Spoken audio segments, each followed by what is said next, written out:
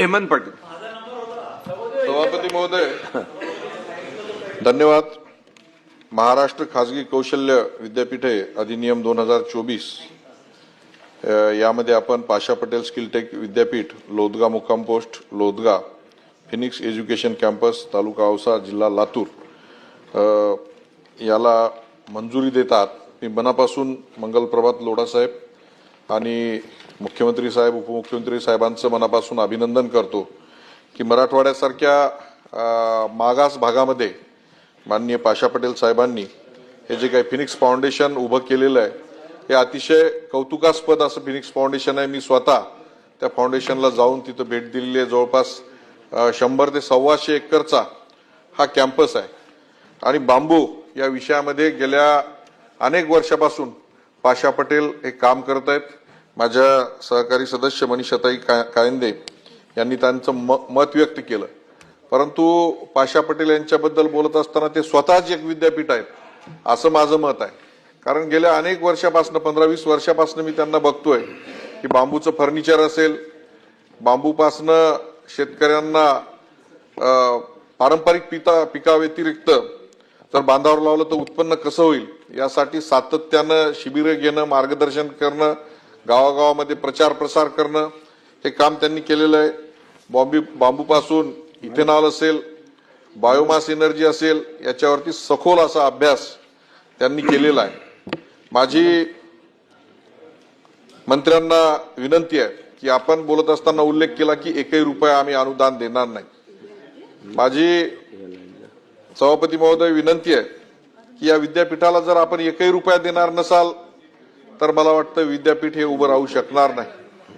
ज्या पद्धतीनं अनेक संस्था भारत देश स्वतंत्र झाल्यानंतर IIT सारख्या संस्था असतील किंवा वेगवेगळ्या संस्था उभ्या राहिल्या, बाहेरच्या देशांनी मोठ्या प्रमाणामध्ये त्यावेळेस त्यांना फायनान्स केला आणि जगामध्ये त्या संस्थांचं नाव झालं, त्या पद्धतीनं या संस्थेचं जर नाव व्हायचं असेल आणि खऱ्या अर्थानं जर मराठवाड्याचा विकास व्हायचा असेल तर महाराष्ट्र शासनानं हे विद्यापीठ दत्तक घेतलं पाहिजे आणि पूर्णपणे इमारती उभारण्या असेल, तिथं लागणारा जो काही कर्मचारी वर्ग असेल, त्या कर्मचारी वर्गांची राहण्याची व्यवस्था असेल, त्या विद्यार्थ्यांना पुढे प्लेसमेंट असेल, या संदर्भामध्ये जो काही खर्च लागणार आहे हा पूर्णपणे खर्च हा महाराष्ट्र शासनानं करणं अतिशय गरजेचं आहे.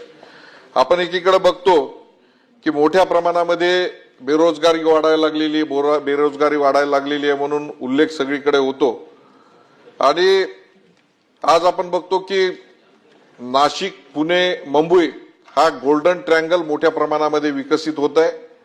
परंतु आमच्यासारखा मराठवाड्याचा जो भाग आहे या भागामध्ये केवळ लेबर पुरवणारे जिल्हे म्हणून नांदेड असेल, हिंगोली असेल, लातूर असेल हे सर्व जिल्हे केवळ लेबर पुरवणारे जिल्हे म्हणून आज आम्ही मागे पडलेलो आहोत.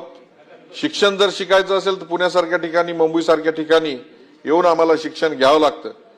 त्यावेळेस पाशा पटेल यांनी एक नाविन्यपूर्ण असा हा उपक्रम घेतलेला आहे. या बांबूच्या माध्यमातून बांबूची रोपं असतील, ज्या पद्धतीनं कार्बन मोठ्या प्रमाणामध्ये वाढायला लागलेलं आहे आणि हे कार्बन कमी करण्याच्या संदर्भामध्ये जागतिक हवामान जी काही उष्णता व्हायला लागलेली आहे आणि त्याच्यामुळं पर्यावरणाचा जो काही ऱ्हास व्हायला लागलेला आहे हा पर्यावरणाचा ऱ्हास कमी करण्यासाठी या विद्यापीठानं पुढाकार घेतलेला आहे. हे जगाच्या दृष्टीनं अतिशय महत्वाचं असं काम आहे. माझी आपल्याला सभापती महोदय विनंती आहे की आज 150 कोटीचा आमचा देश झालेला आहे.